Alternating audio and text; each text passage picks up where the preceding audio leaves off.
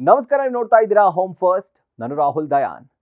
ನಮ್ಮ ವೀಕ್ಷಕರೊಬ್ಬರು ಕೆಲವು ದಿನಗಳ ಹಿಂದೆ ಒಂದು ಪ್ರಶ್ನೆಯನ್ನ ಕೇಳಿದ್ರು. ಅದೇನು ಅಂತಂದ್ರೆ, ಈ ಸೆಮಿ ಫರ್ನಿಶ್ಡ್ ಹಾಗೂ ಫುಲ್ಲಿ ಫರ್ನಿಶ್ಡ್ ಅಪಾರ್ಟ್ಮೆಂಟ್ ಅಂದ್ರೆ ಏನು ಅಂತ.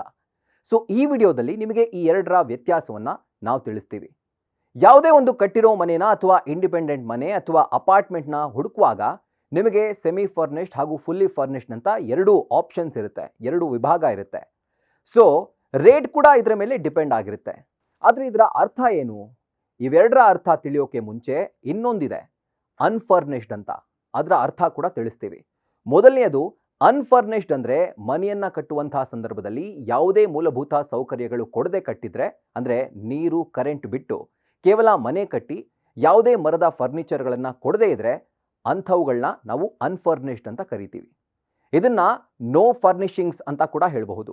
ಆದರೆ ಇದರಲ್ಲಿ ಮನೆ ಡೋರ್ಗಳು, ದೇವ್ರ ಮನೆ ಡೋರ್, ಅಡುಗೆ ಮನೆ ಡೋರ್ ಇವುಗಳು ಬರೋದಿಲ್ಲ. ಇನ್ನು ಕೇವಲ ವುಡನ್ ಫರ್ನಿಚರ್ಸ್ ಮಾತ್ರ ಅಲ್ಲ, ಎಲೆಕ್ಟ್ರಾನಿಕ್ ಐಟಮ್ಸ್ಗಳು ಅಂದರೆ ಫಿಕ್ಸ್ಚರ್ಸ್ ಅಂತ ಏನು ಕರಿತೀವಿ ಅವು ಕೂಡ ಇರೋದಿಲ್ಲ. ಅಂದರೆ ಫ್ಯಾನ್, ಫ್ರಿಡ್ಜ್, ಗೀಸರ್ ಹೀಗೆ. ಸಿಂಪಲ್ ಆಗಿ ಹೇಳಬೇಕು ಅಂತಂದರೆ ಕಟ್ಟಿರೋ ಗೋಡೆಗಳು, ಬಾಗಿಲುಗಳು ಅಷ್ಟೇ ಇರ್ತಾವಿಲ್ಲಿ. ಇನ್ನು ಸೆಮಿ ಫರ್ನಿಶ್ಡ್ ಹೆಸರೇ ಹೇಳೋ ಹಾಗೆ ಅರ್ಧ ಫರ್ನಿಶ್ಡ್ ಆಗಿರುವಂಥ ಮನೆಗಳು. ಇವು ಅನ್ಫರ್ನಿಶ್ಡ್ಗಿಂತ ಬೆಟರ್ ಫೆಸಿಲಿಟಿಗಳನ್ನ ಕೊಡುತ್ತವೆ.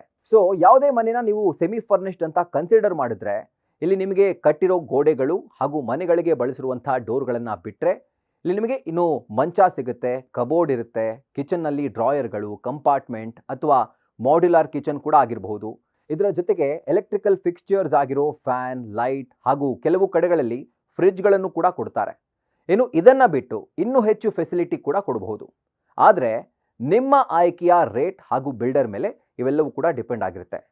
ಸೊ ಈಗ ಕೊನೆಯದಾಗಿ ಫುಲ್ಲಿ ಫರ್ನಿಶ್ಡ್ ಅಥವಾ ಟರ್ನ್ ಲೈನ್ ಅಪಾರ್ಟ್ಮೆಂಟ್ ಅಂದರೆ ನೀವು ಈ ಮನೆಗಳಿಗೆ ಯಾವಾಗ ಹೋಗಬೇಕು ಅಂತ ಡಿಸೈಡ್ ಮಾಡ್ತೀರೋ ಆಗಿನಿಂದಲೇ, ಅಂದರೆ ಡೇ ಒನ್ನಿಂದಾನೇ ನಿಮಗೆ ಇಲ್ಲಿ ವಾಸ ಮಾಡೋಕೆ ಏನೇನು ಬೇಕೋ ಅದೆಲ್ಲವೂ ಕೂಡ ಫೆಸಿಲಿಟಿ ನಿಮಗೆ ಇಲ್ಲಿ ಸಿಗುತ್ತೆ.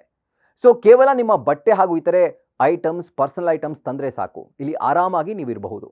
ಅಂದರೆ ಇಲ್ಲಿ ಫರ್ನಿಚರ್ಸ್, ಫಿಕ್ಸ್ಚರ್ಸ್ ಅಂದರೆ fan, geyser, light, AC, wardrobe, modular kitchen, fridge, ಕೆಲವೊಂದು ಕಡೆ ವಾಷಿಂಗ್ ಮಷೀನ್ ಹೀಗೆ ನಿಮಗೆ ಆರಾಮಾಗಿ ನಿಮ್ಮ ಕನಸಿನ ಮನೆಯಲ್ಲಿ ಇರೋಕೆ ಏನೇನು ಫೆಸಿಲಿಟಿ ಬೇಕೋ ಅದೆಲ್ಲ ಕೂಡ ನಿಮಗೆ ಫುಲ್ಲಿ ಫರ್ನಿಶ್ಡ್ ಅಪಾರ್ಟ್ಮೆಂಟ್ಗಳು ಅಥವಾ ಮನೆಗಳಲ್ಲಿ ಇರುತ್ತೆ.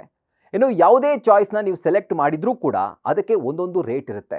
ಅಂದರೆ ಅನ್ಫರ್ನಿಶ್ಡ್, ಸೆಮಿ ಫರ್ನಿಶ್ಡ್ ಹಾಗೂ ಫುಲ್ಲಿ ಫರ್ನಿಶ್ಡ್ ಈ ಮೂರಲ್ಲಿ ಒಂದಕ್ಕೊಂದು ನಿಮಗೆ 5, 10, 15% ದರ ಜಾಸ್ತಿ ಇರುತ್ತೆ, ರೇಟ್ ಜಾಸ್ತಿ ಇರುತ್ತೆ. ಇನ್ನು ಈಗ ಮೇನ್ ಪ್ರಶ್ನೆ ಏನು ಅಂತಂದರೆ, ಇದರಲ್ಲಿ ಯಾವುದು ಬೆಸ್ಟ್?